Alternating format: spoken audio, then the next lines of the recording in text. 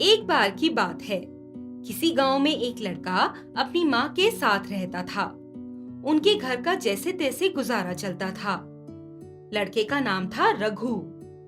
एक बार उसकी माँ ने बड़ी मुश्किल से कुछ पैसे जमा किए और रघु को यह कहकर बाजार भेजा कि जाओ एक अच्छी सी गाय खरीद कर ले आओ। गाय से दूध भी मिलेगा। उस दूध को तुम बेच भी सकते हो और उसके गोबर से मैं उपले बनाकर बेच लूंगी। ऐसे हमारा जीवन आराम से कट जाएगा। रघु के पास एक बांसुरी थी। वह बांसुरी बजाता बजाता बाजार पहुंचा, जहां गायें बिकती थीं। तभी उसने देखा कि एक गरीब सा दिखने वाला बुजुर्ग उसके पास आया और उससे कुछ मदद मांगने लगा। रघु उस व्यक्ति को देखकर भी अनदेखा करना चाहता था, क्योंकि उसे माँ की कही बात याद आ रही थी। लेकिन जब वह व्यक्ति बहुत अधिक याचना करने लगा तो रघु का दिल पिघल गया। उसने साथ लाए पैसे उसको दे दिए। उस साधारण और गरीब से दिखने वाले बुजुर्ग ने उसके हाथों में एक पोटली दी और कहा कि इसे अपने घर ले जाओ, संभाल कर रखना, तुम्हारी सारी तकलीफें दूर हो जाएंगी। रघु अपनी मस्त चाल से बांसुरी बजाता घर पहुंचा। जब माँ ने उसे बिना गाय के आते देखा तो उसे बहुत गुस्सा आया। रघु ने उसे सारी बात बताई, परंतु माँ ने उसकी एक न सुनी। उसके हाथ से पोटली छीनकर खिड़की के बाहर फेंक दी। गुस्से और चिंता से वो बिना खाए पिए ही सो गई। रघु को भी पछतावा हुआ, पर अब वो कर ही क्या सकता था। सुबह जब दोनों उठे तो उन्हें खिड़की के पास कोई छाया दिखी। जब बाहर आए तो देखा कि रात में माँ ने पोटली बाहर फेंकी थी। वहीं पर एक बहुत बड़ा सा पेड़ खड़ा था। रघु को बहुत आश्चर्य हुआ। उसने तुरंत उस पेड़ के ऊपर चढ़ना शुरू किया। पेड़ बहुत ऊंचा था। वो चढ़ता जा रहा था, चढ़ता जा रहा था। तब उसे पेड़ के सबसे ऊपरी भाग पर एक झोपड़ी दिखाई दी। वो झोपड़ी के पास तक पहुंचा तो उसे अंदर से किसी शहनाई की आवाज सुनाई पड़ी, और जब उसने देखा कि वहाँ एक राक्षस बैठा है तब तो उसके होश ही उड़ गए। उसने देखा कि राक्षस शहनाई बजाता और एक मुर्गी सोने का अंडा देती। अब तो उसको वह शहनाई चाहिए ही चाहिए। ऐसा सोचकर झोपड़ी में घुस गया और पीछे से राक्षस के सिर पर वहाँ रखी एक कुल्हाड़ी से वार कर दिया। राक्षस जब तक कुछ समझ पाता, वह शहनाई और मुर्गी दोनों को लेकर जल्दी जल्दी पेड़ से उतरता जाता और माँ को आवाज लगाता जाता, माँ जल्दी से इस पेड़ को काटो। माँ दौड़कर पेड़ को काटने का प्रयास करने लगी। जब वह नीचे उतरा तो माँ की सहायता से उसने झटपट पेड़ को जड़ से ही काट डाला। पेड़ के कटते ही राक्षस झोपड़ी सहित नीचे गिर पड़ा और मर गया। रघु घर में आया। उसने जैसे ही शहनाई बजाई, मुर्गी ने एक सोने का अंडा दिया। उसकी माँ तो ये देखकर बहुत खुश हुई, परंतु उसने रघु को समझाया कि अधिक लालच नहीं करना चाहिए। दिन में सिर्फ एक बार ही शहनाई बजाना। इस तरह उनके पास बहुत से सोने के अंडे हो गए। अंडों को बेचकर अब रघु बड़ा आदमी बन गया। वह और उसकी माँ सुख से अपना जीवन बिताने लगे। रघु की माँ ने उसका विवाह एक सुंदर कन्या से कर दिया। रघु इस बात को कभी नहीं भूला कि ये सब उसे उसी गरीब और साधारण से दिखने वाले बुजुर्ग की मेहरबानी से मिला है। वो कभी भी किसी की मदद करना नहीं भूलता। जादुई कार। राम शरण जी वृद्धाश्रम में रोजमर्रा में लगने वाले आवश्यक सामान सप्लाई करते थे। राम शरण जी वृद्धाश्रम में जाते समय अपने बेटे गौतम को साथ लेकर जाते और अपनी तरफ से भी कुछ न कुछ दान करते तथा किसी न किसी की सेवा करते। जैसे किसी का अकेलापन दूर करने के लिए बैठकर उससे बातें करते, किसी का टूटा हुआ चश्मा ठीक करवा देते, किसी के लिए कुर्ता धोती ले जाते और किसी किसी का तो क्रियाकर्म का पूरा खर्चा भी उठाते।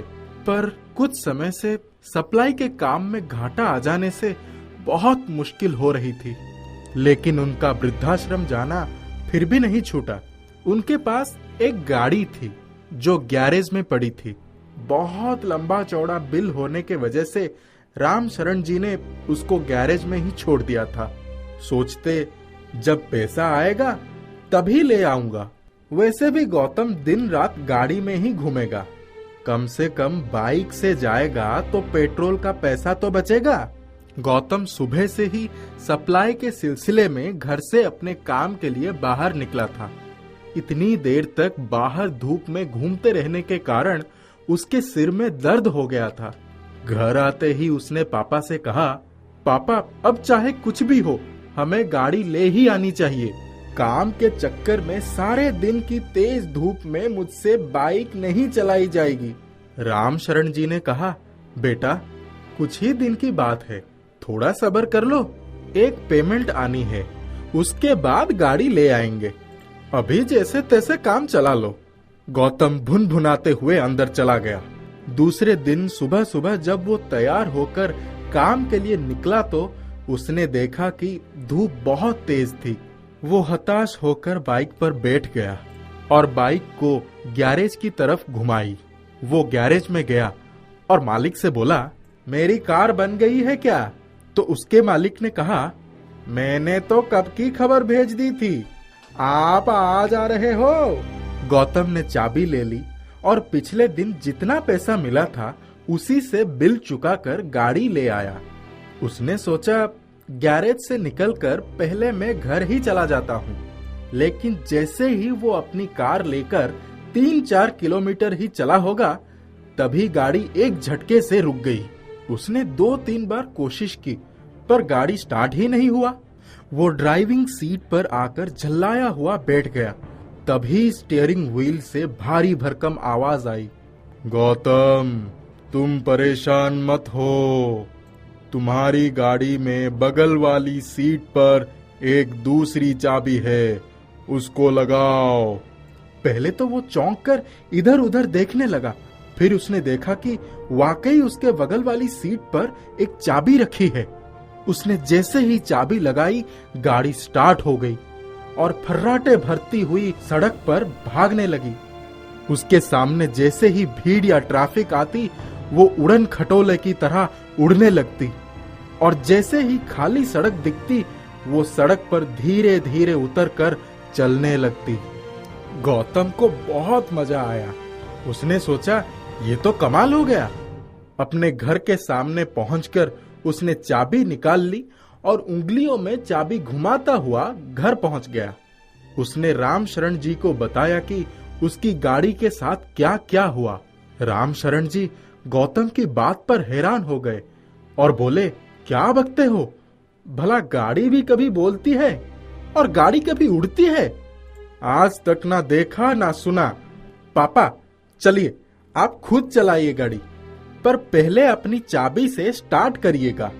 रामशरण जी ड्राइविंग सीट पर बैठ गए और गौतम उनके बगल वाली सीट पर बैठ गया। रामशरण जी ने चाबी लगा दी पर गाड़ी स्टार्ट नहीं हुई।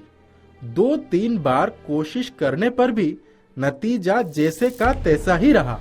तभी स्टीयरिंग व्हील से वही भारी भरकम आवाज आई, जो चाबी गौतम के पास है वही चाबी लगाइए, तभी गाड़ी चलेगी। रामशरण जी आश्चर्य से गौतम की तरफ देखने लगे। गौतम ने चाबी उनको पकड़ा दी।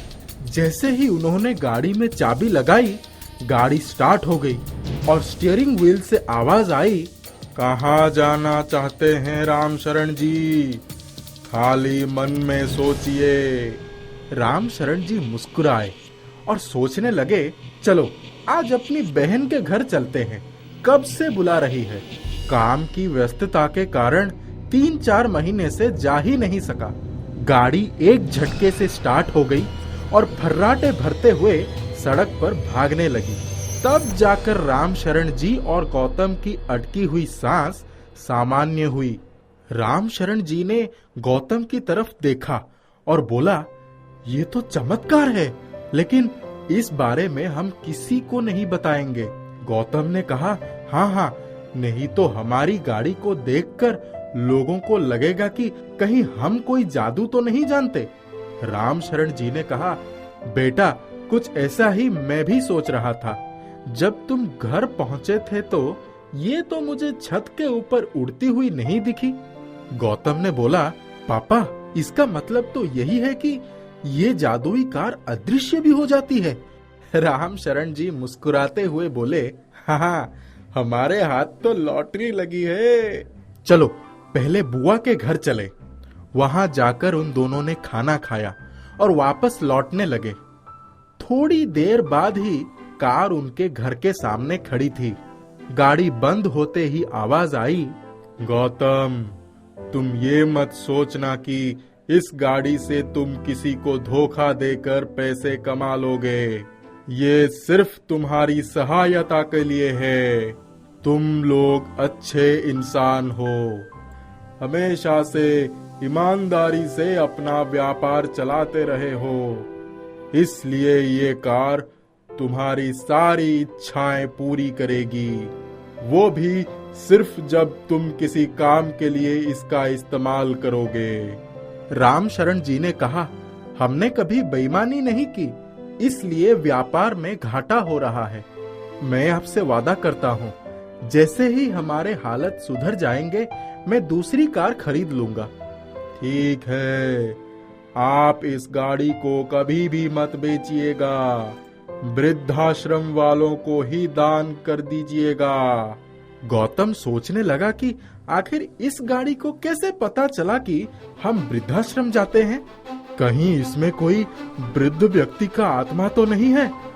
ये सोचते ही उसके पूरे शरीर में झुरझुरी सी आ गई।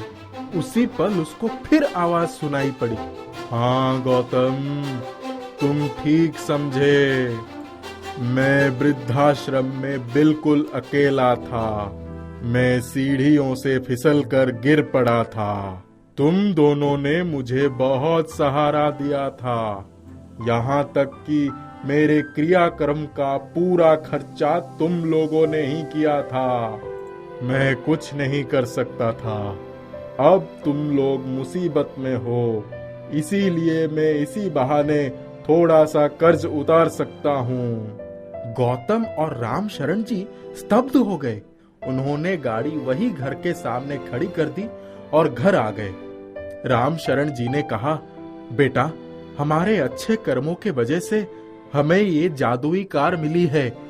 ध्यान रखना कि इसका दुरुपयोग ना हो। दोनों खुशी खुशी दूसरे दिन वृद्धाश्रम जाकर अपने काम में लग गए।